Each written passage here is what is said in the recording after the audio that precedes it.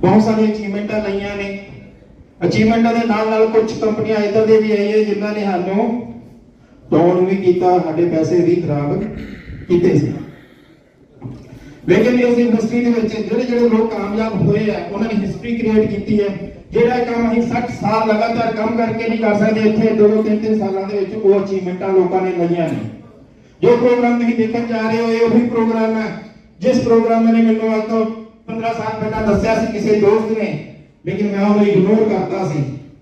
ਇੱਥੇ ਮੈਂ ਤੁਹਾਨੂੰ ਰਿਕੁਐਸਟ ਕਰੂੰਗਾ ਕਿ ਆਪਣਾ ਦਿਮਾਗ ਖੋਲ ਕੇ ਇਸ ਚੀਜ਼ ਨੂੰ ਸਹੀ ਤਰੀਕੇ ਨਾਲ ਤੁਸੀਂ ਦੇਖਣਾ, ਇਹਨੂੰ ਵੈਲਿਡੇਟ ਕਰਨਾ ਕਿ ਹਾਂ ਅਗਰ ਸਿਸਟਮ ਵਧੀਆ ਲੱਗੇਗਾ तो तुम इस सिस्टम के विच आ सकते हो, तो तुम जो सपने लाइफ च देख रहे हो वो सपने सारे पूरे कर सकते हो। तो मैं ज्यादा समय ना लेता होया जो मेरे कलीग ने नरेंद्र सिंह हुशियारपुर तो मैं उन्होंने इनवाइट करूंगा कि अगे का प्रोग्राम वो उलीकणगे। जोरदार तालियां दे नाल इन्हां दा स्वागत किया जाए। इन्हां दा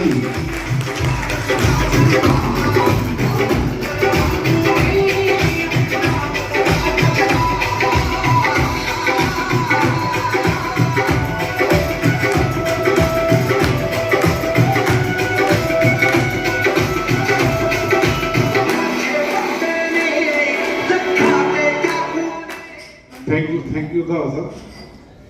दोस्तों माई सन नरेंद्र सिंह, काम की गल करा, ऑक्यूपेशन की गल करा तो मैं NLC ਦੇ ਵਿੱਚ 32 ਸਾਲਾਂ ਤੋਂ ਹਾਂ ਦੋਸਤੋ, और ਉਹਦੇ ਕੰਮ ਦੇ ਨਾਲ ਮੈਂ ਦੋਸਤੋ ਪਾਰਟ ਟਾਈਮ ਇੱਕ ਜ਼ਬਰਦਸਤ ਬਿਜ਼ਨਸ ਐਡ ਬੈਕ ਸਰਵਿਸ ਨੂੰ ਪ੍ਰਮੋਟ ਕਰ ਰਿਹਾ। ਜ਼ਬਰਦਸਤ ਤਾਲੀਆਂ ਨਾਲ, ਜ਼ਬਰਦਸਤ ਕਲੈਪਿੰਗ। दोस्तों हूँ मैं मंच से सदा दे रहा रंधावा साहब, जसवंत जी और कैप्टन साहब। जबरदस्त म्यूजिक, जबरदस्त तालियां नाल।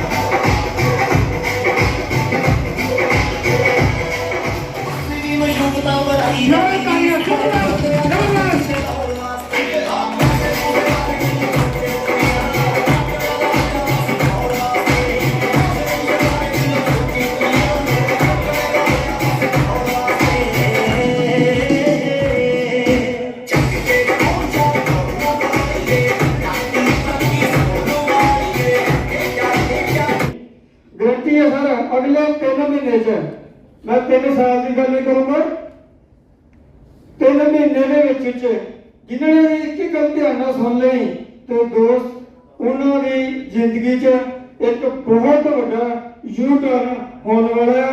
और 3 महीने बाद आपे आगे बच्चे स्टेज दसूंगे कि सर मैं इन्हों की गल ध्यान सुन ली, अज मैं लाख रुपये महीना कमा रहा, मैं 5 लाख महीना कमा रहा।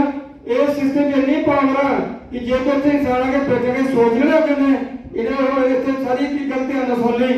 जिन्हें सोचा मैं महीने 10 लाख रुपये इनकम चाहिए सर वो 10 लाख भी कमाना पड़ के देगा। और अगले 3 महीने बाद से क्या दसूगा भाजी मैं लाख रुपये सोचे, अज लाख रुपये मेरे घर आ रहा भी 2 टेंशन। जे सोचा 5 लाख रुपये महीना है वो भी आगे दसूगा भाजी अज मेरे घर 5 लाख रुपये महीना आ रहा। जे किसी ने सोच लिया कि मैं 10 लाख रुपये महीना कर दूंगा और सिस्टम चलती हुई पावर है, अगले 3 महीने 10 लाख रुपये महीना कर सकता है। हम खुशी डिसाइड करना नहीं तो अभी मैं दोस्तों गल करना चाहना मैं अज जो अज बिजनेस है जी प्लान दे ਬਾਰੇ ਤੁਸੀਂ ਸਮਝਣ ਆਏ ਹੋ ਉਹ ਹੈਗਾ ਐਸ ਬੈਂਕ ਸਰਵਿਸ। ਇੱਕ ਅਲੱਗ ਤਰੀਕੇ ਦਾ ਬਿਜ਼ਨਸ ਹੈ, ਇਹਨਾਂ ਤਾਂ ਬਹੁਤ ਕੀਤੇ, ਮੈਂ ਸਾਰਿਆਂ ਲੋਕਾਂ ਨੇ ਕੀਤੇ ਆ, ਲੇਕਿਨ ਅੱਜ ਦਾ ਜਿਹੜਾ ਪਲਾਨ ਹੈਗਾ ਇਹ ਸਾਰਿਆਂ ਬਿਜ਼ਨਸ ਤੋਂ ਹਟ ਕੇ, ਔਰ ਜਿਸ ਆਦਮੀ ਨੇ ਵੀ ਇਹ ਪਲਾਨ ਆਪਣੇ ਧਿਆਨ ਨਾਲ ਸਮਝ ਲਿਆ, ਤੇ ਜਿਹੜੇ ਜਸਵੰਤ ਭਾਜੀ ਕਹਿ ਰਹੇ ਸੀਗੇ ਕਿ ਅਗਲੀ ਮੀਟਿੰਗ ਵਿੱਚ ਕੋਈ ਬੋਲੇਗਾ ਮੈਨੂੰ 5 ਲੱਖ ਆ ਰਿਹਾ, ਕੋਈ ਬੋਲੇਗਾ ਮੈਨੂੰ 10 ਲੱਖ ਆ ਰਿਹਾ, ਉਹ ਕਨਫਰਮ ਹੈ। ਮੈਂ ਅੱਜ ਇਹੋ ਬੇਨਤੀ ਕਰਾਂਗਾ ਕਿ ਜੋ ਵੀ ਮੇਰੇ ਸੱਜਣ ਆਏ ਇਸ ਮੀਟਿੰਗ ਨੂੰ ਦੇਖਣ ਵਾਸਤੇ ਆਏ ਨੇ, ਉਹ ਕੁਝ ਨਾ ਕੁਝ ਜ਼ਰੂਰ ਲੈ ਕੇ ਜਾਣ, ਸਮਝਣ ਦੀ ਕੋਸ਼ਿਸ਼ ਕਰਨ, ਤਾਂ ਕਿ ਅਗਲੀ ਮੀਟਿੰਗ ਦੇ ਵਿੱਚ ਇਸ ਸਟੇਜ ਉੱਤੇ कम से कम 50 आदमी खड़े होने चाहिए बोलने वास्ते। अनलिमिटेड इनकम, अनलिमिटेड इज्जत मान सम्मान सब कुछ मिलता। सो कल मैं होता समझ ही लवांगा गल इतने हुई सी लखा रुपए की, ये आप अर्निंग कर सकते हैं 2 लख रुपए कौन अर्न करेगा?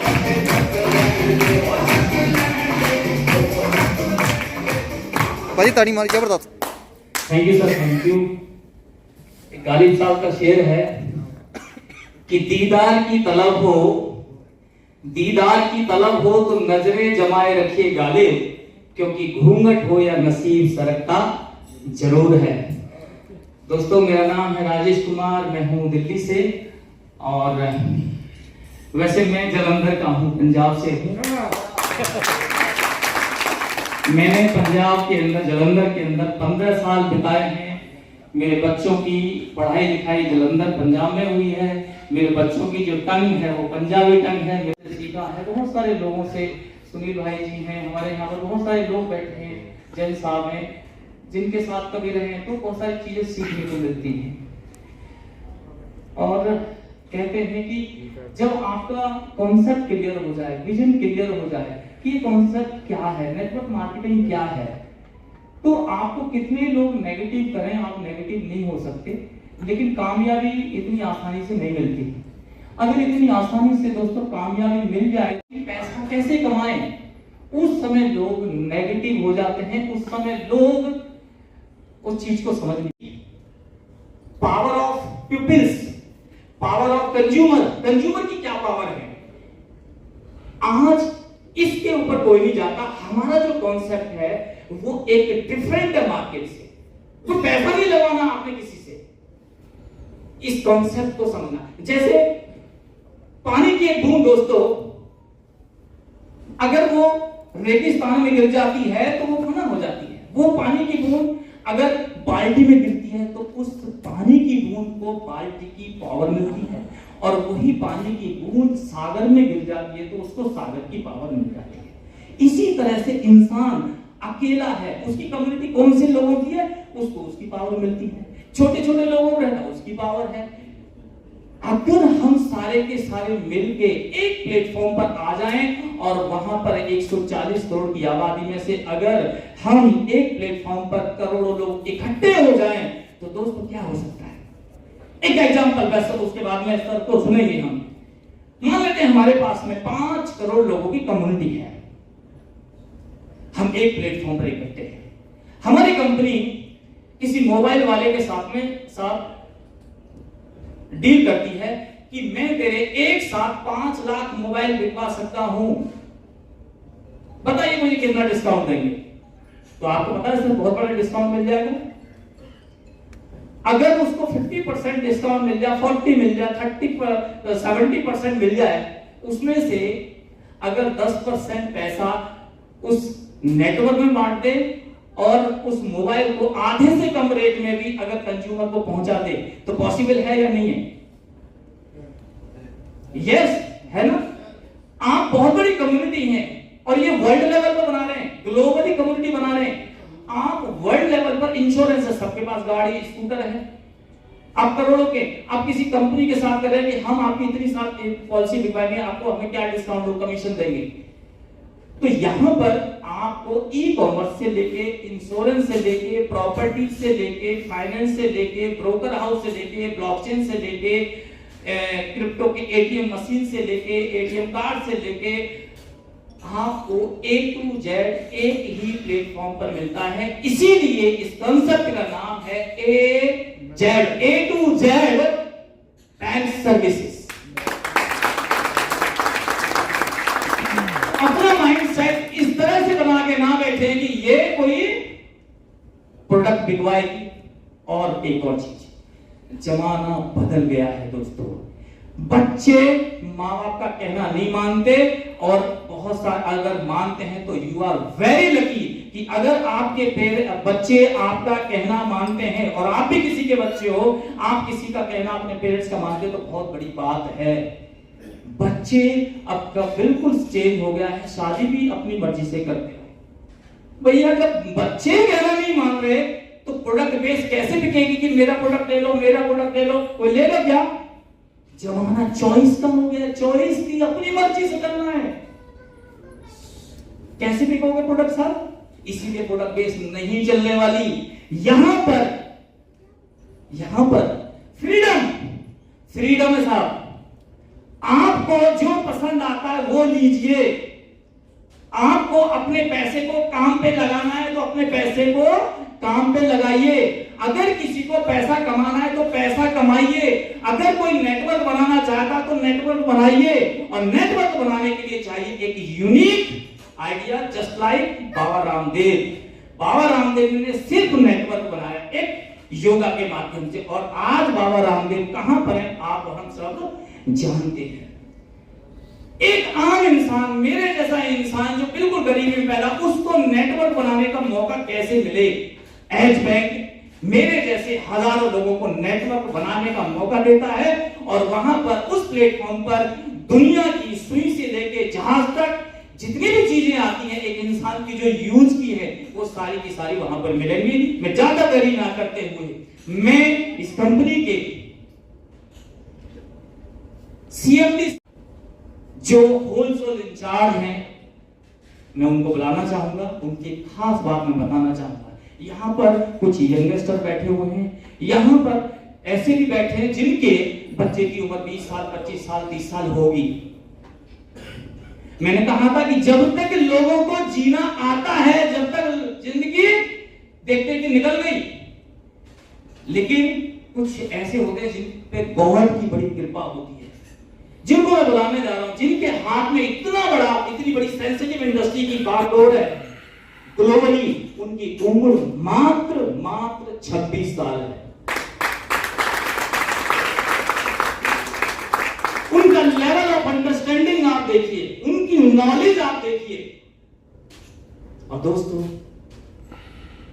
टेक्नोलॉजी के युग में आपको यूथ चाहिए, और टेक्नोलॉजी का हम काम कर रहे हैं। तो ज्यादा देरी ना करते हुए मैं इनवाइट करता हूं इस कंपनी के सीईओ मिस्टर, आपकी स्टैंडिंग में वो चाहूंगा कि ऐसी पर्सनालिटी बहुत कम मिलती है, मिस्टर समीर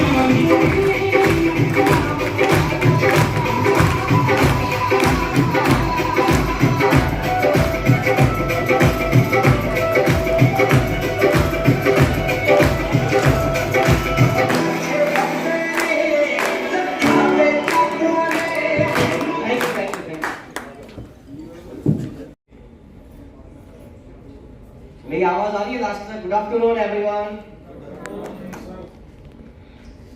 देखो, एक कॉन्फ्रेंस में बैठे हैं और ये हमारे बीच में अगर कनेक्शन नहीं है ना तो मजा नहीं आता।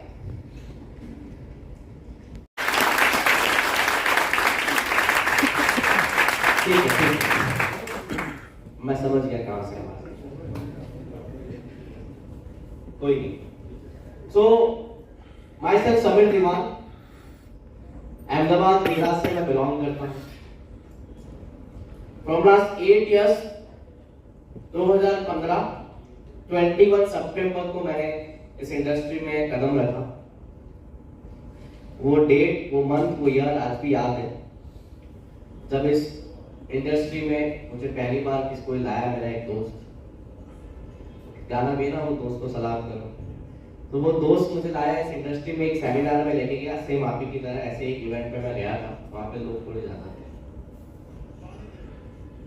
तो जब पहली बार गया 2015 में, आज वो 8 साल बीत गए उस दिन को, 8 इयर्स कंप्लीट हो गया। एंड इस 8 इयर्स की जर्नी के अंदर, 8 साल की जर्नी के अंदर जो मेरी लाइफ थी, जो मैंने 15 इयर्स की अपनी लाइफ बिताई थी और ये 8 साल की जो मैंने लाइफ बिताई, ये 8 इयर्स मेरी लाइफ के अब तक के गोल्डन इयर्स रहे। और अभी मेरा फैसला, डिसीजन जो अभी नहीं उसी टाइम बन चुका था कि इसी इंडस्ट्री को अपना करियर बनाना है। एंड जब तक जिएंगे मरेंगे तो इसी इंडस्ट्री के साथ जिएंगे मरेंगे।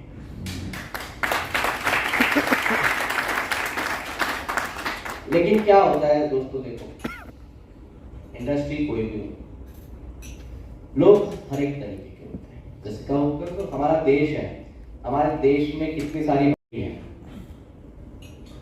सो पिछले कुछ 4-5 साल से ये इंडस्ट्री को देखने का नजरिया लोगों का थोड़ा बदल चुका है। एंड उस बदलते नजरिए के वजह से ही,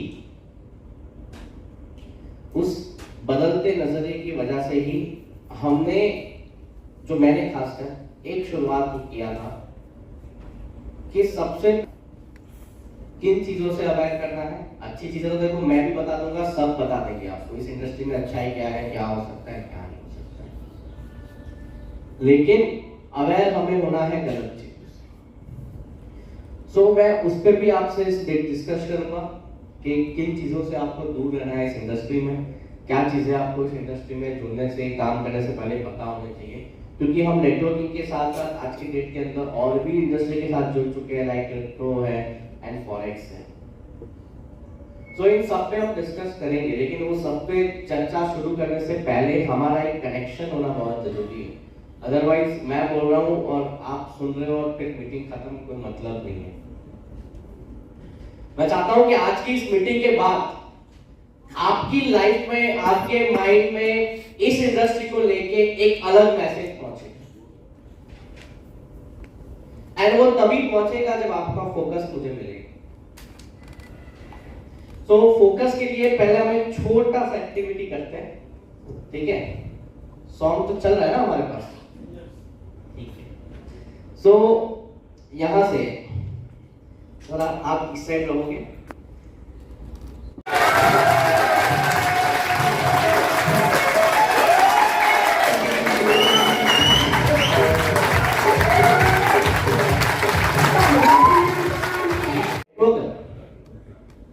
मैं नेटवर्कर हूं, तो नेटवर्कर मतलब क्या हो सर?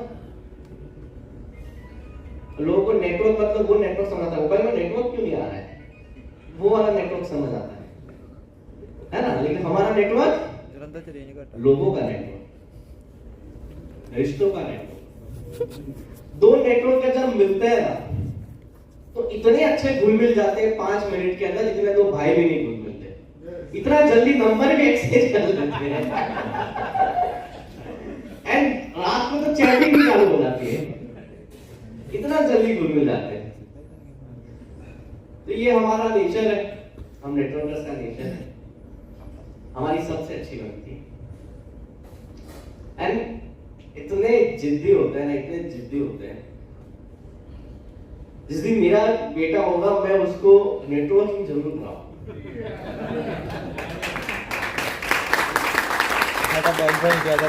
क्योंकि देखो सर, ये इंडस्ट्री में पैसे तो देखो 2 नंबर की बात है। इंसान आज के डेट के अंदर यहाँ कोई ऐसा नहीं है जिसके घर सर पे छत और घर में 2 का रोटी नहीं है, वो तो आ ही रहा है। लेकिन नेटवर्किंग जैसा इंडस्ट्री है ना, ये इंसान नहीं होता है, बिकता नहीं है। क्या बिकता नहीं? तो सबसे पहले जो मिथ है, तो ये क्या नॉर्मल लैंग्वेज में बोलने के लिए किसी ने बोलना शुरू कर दिया कि बिटकॉइन बेच दो, इथेरियम बेच दो, इथेरियम खरीद लो। तो खरीद ही नहीं सकते, तुम बेच ही नहीं सकते, करेंसी को कैसे बेचोगे? करेंसी को कैसे बेचोगे? क्या आप नीचे कोई 100 रुपए की नोट बेचकर दुकान लगा के बैठा है? नहीं। आप उस करेंसी को यूटिलाइज कर सकते हो, पहला, या तो उसको एक्सचेंज कर सकते हो, जैसे सर ने बताया। तो या तो करेंसी क्या होता है, या तो एक्सचेंज होता है, या तो यूटिलाइज होता है, या तो डिस्ट्रॉय बर्न होता है। जैसे हमारा नोट फट गया, डिस्ट्रॉय हो गया, हमारा कॉइन बर्न हो गया, मतलब गलत एड्रेस पे चला गया तो बर्न हो गया, तो या तो यूटिलाइज होता है या डिस्ट्रॉय होता है या तो एक्सचेंज होता है, बिकता नहीं है। तो ये सबसे मिथ है बहुत बड़ा इस पूरे इंडस्ट्री में, जो कि बहुत छोटी सी बात है जो कि कभी किसी से आपको क्लियर नहीं। कॉमन सेंस वाली बात है, करेंसी नहीं बिकता, एक्सचेंज होता है। क्या होता है? एक्सचेंज होता है, और या तो यूटिलाइज होता है। ठीक है, तो हमारा जो ABS है, हमारा जो एस बैंक सर्विस टोकन है, ठीक है, ये कहां कहां यूटिलाइज होता है और कहां कहां एक्सचेंज होता है, इन पे बात करेंगे। तो सबसे पहले तो कभी भी किसी करेंसी को हम देखते हैं तो उन करेंसी की सप्लाई बहुत ज्यादा इंपॉर्टेंट है, क्योंकि सप्लाई एंड डिमांड का ही सारा खेल। अगर किसी की सप्लाई अनलिमिटेड है, जैसे पहले के टाइम में इंडिया में, तो इवन हर एक कंट्री में क्या होता था, उतनी ही नोट्स प्रिंट की जाती थी जितना पीछे गोल्ड होता था, राइट? जितना गोल्ड का बैकअप होता था उतनी करेंसी प्रिंट की जाती। जैसे पहले के टाइम में क्या होता था, नोट तो थी नहीं, तो सबके पास सोने की मुद्राएं थी, तो लोग गोल्ड से चीजें एक्सचेंज करते थे। तो होता क्या था, अभी गोल्ड को कैरी करके ले जाना। जैसे अगर आप जलंधर से आपको जाना है समझो चंडीगढ़, तो आप अपना इतना सारा सोना लेके ट्रैवल करते हो, तो रास्ते में क्या होता था, लूटपाट हो जाती थी, लोगों से बहुत लूट होती थी, क्योंकि वो अपना पैसा मतलब अपना गोल्ड लेके ट्रैवल नहीं कर पाते। तो उस टाइम के जो राजा महाराजा थे, उन्होंने बोला, या कह लो उस टाइम की जो गवर्नमेंट बन रही थी, उन्होंने कहा कि आप एक काम करो, आप आपका सोना हमें दे दो। किसे दे दो? हमें दे दो। हम आपको एक रिसिप्ट देंगे। क्या देंगे? रिसिप्ट देंगे, और ये रिसिप्ट का मार्केट में आपको वैल्यू मिलेगा। तो लोगों ने अपना सोना किसको दे दिया? सरकार को दे दिया, गवर्नमेंट को दे दिया, अपने राजाओं को दे दिया। एंड उन्होंने क्या दे दिया? रिसिप्ट दे दिया कि आपका इतना सोना हमारे पास है। तो वो रिसिप्ट के दम पे वो कुछ भी मार्केट से परचेज कर सकते हैं। एंड वही रिसिप्ट धीरे धीरे किसमें कन्वर्ट हो गया आज की डेट में? लेकिन उस टाइम रिसिप्ट कितना बनता था? जितना सोना आता था। मैंने सरकार को सोना दिया, सरकार से रिसिप्ट ले लिया और रिसिप्ट को मैंने मार्केट में खर्च कर दिया, मैं सोना वापस मांगने थोड़ी जाऊं। वो किसका हो गया? तो जितना सोना आता था उतनी रिसिप्ट जाती थी, तो फिर उसको नोट्स में कन्वर्ट किया गया। जितना गोल्ड गवर्नमेंट के पास आएगा उतना ही नोट छपेगा।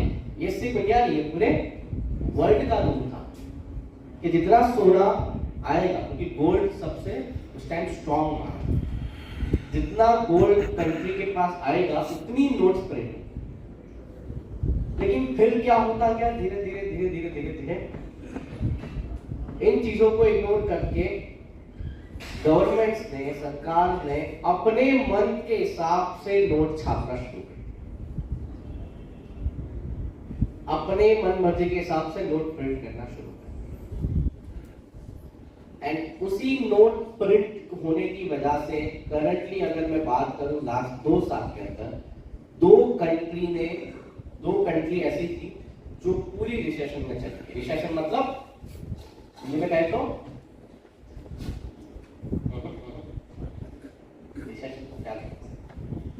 मंदी। मंदी में चली गई, मतलब पूरी कंट्री के अंदर क्या आ गया? मंदी। क्या रीजन? कि गवर्नमेंट ने क्या किया? नोट छापने। ऐसे हमारे माइंड में क्वेश्चन आता है कि सरकार के पास तो मशीन है नोट छापने की, सबको छाप के नोट क्यों नहीं देती थी, सबको अवेल क्यों नहीं कर देती? ये क्वेश्चन आता है ना, बचपन में तो आया ही होगा, अभी पता नहीं आया कि नहीं आया। तो अगर हर एक इंसान के पास पैसा होगा, तो फॉर एग्जांपल आज आलू कितने रुपए किलो है? 20 रुपए किलो। अगर सबके पास पैसा आ गया तो वो आलू कितने रुपए किलो हो जाएगा? शायद 2 लाख रुपए किलो। क्यों? सबके पास पैसा है, मतलब डिमांड है, सप्लाई तो नहीं है ना। आलू तो एक ही है, जितने हैं उतने ही है ना, सप्लाई नहीं है, डिमांड बहुत, तो रेट तो महंगाई हो जाती है। महंगाई कैसे होती है? तो हुआ क्या, श्रीलंका एंड जिम्बाब्वे, जैसे एग्जांपल बात लो, श्रीलंका में क्या हुआ 2 साल पहले, अगर आप गूगल पे उठा के सर्च करोगे, वहां के प्राइम मिनिस्टर के घर में जनता घुस गई एंड उसका प्राइम मिनिस्टर हेलीकॉप्टर से भाग गया। क्यों? क्योंकि उन्होंने हर साल नोट प्रिंट किया। अब जितना ज्यादा उन्होंने सप्लाई बढ़ाया तो बाकी वर्ल्ड में उनकी जो करेंसी का वैल्यू क्या हो गया, डाउन हुई। सप्लाई बढ़ा रहे हो तो सप्लाई बढ़ेगी तो वैल्यू डाउन, तो वैल्यू गिरता गया और एक टाइम ऐसा आ गया जब कंट्री के अंदर इतनी महंगाई हो गई, कि लोगों के पास खरीदने के लिए, खाने के लिए पैसा नहीं। ऐसा था, लेकिन महंगाई इतनी हो गई, नोट इतने प्रिंट कर दिए, महंगाई इतनी हो गई कि कंट्री जो है हाइपर रिसेशन में चली गई। वर्ल्ड बैंक ने उनको आगाह किया कि जो आप कर रहे हो वो गलत कर रहे हो। इतना कुछ होने के बाद जो प्राइम मिनिस्टर थे वहां के, तब तक वो भागे नहीं थे, उन्होंने एक और बार नोट छापा और लास्ट जब नोट प्रिंट हुआ उसके बाद इतना डाउनग्रेड आ गया कि आज के डेट के अंदर श्रीलंका की 30% जो जमीन है वो चाइना के पास है, क्योंकि चाइना ने वो सब लोन दे के खरीदी। सेम जिम्बाब्वे के साथ हुआ। जिम्बाब्वे का इतना वहां पे महंगाई हो गया कि उनको 10 करोड़ रुपए की एक नोट छापनी पड़ी। मतलब एक नोट 10 करोड़ जिम्बाब्वे रुपीस के बराबर थी। क्यों? महंगाई इतनी बढ़ गई, क्योंकि बार बार उन्होंने क्या किया, करेंसी को प्रिंट किया। जब भी लग रहा है कि पैसे नहीं है, गरीबी आ रही है, नोट छापो मार्केट में बांटो, नोट छापो मार्केट में बांटो, नोट छापो मार्केट में बांटो। मतलब एक बलून फटने वाला सरकट लगा देते, हर बार उसको सरकट लगाएंगे। एक दिन क्या आया, तो ये एक ऐसा पॉइंट है जो टर्की के साथ हुआ 1 साल पहले, जिम्बाब्वे, श्रीलंका, ऐसी बहुत सारी कंट्रीज हैं जहां पे ओवर नोट प्रिंटिंग की वजह से कंट्री का कंट्री खत्म होता है। 97% सप्लाई जो है लॉक्ड है अंटिल 2026। मतलब एक तो सप्लाई फिक्स है, कितनी है वो भी 21 करोड़ ही है। उस 21 करोड़ में से भी 97% क्या है, लॉक है। लॉक है मतलब समझो एक डिजिटल तिजोरी में डाल दिए जिसको कोई नहीं खोल सकता। 2027 1 जनवरी तक ओपन नहीं होगी एंड 2027 1 जनवरी के बाद ये सप्लाई 97% सप्लाई नेक्स्ट 10 इयर्स के अंदर मार्केट में आएगी। मतलब हर साल 9.7% मार्केट में। तो 10 साल के अंदर ये सप्लाई मार्केट में मतलब 2027 में शुरू होगी और 2036 तक मार्केट। लेकिन सप्लाई तो मार्केट में अब कितनी है, 3% बची। अब 3% में से 2% ग्रोथ कर रहे हैं, उस 2% में से भी 0.25% पार्टनर्स एंड एडवाइजर्स के पास होल्ड होगी। ये सप्लाई मार्केट में अभी नहीं आई।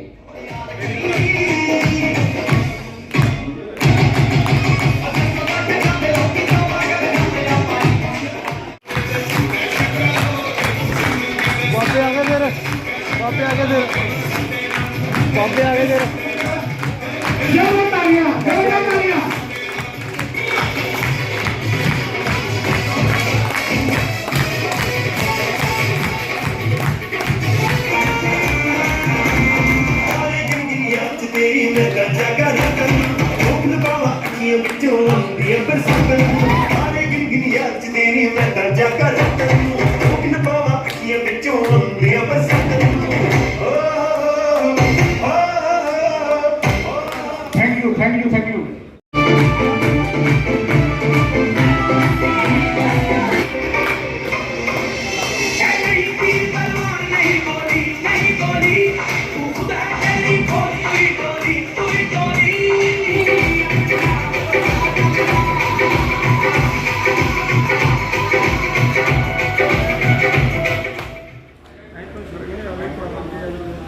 सुनील सिंह ने $2,222 भाई थोड़ा अंदर हो जाए।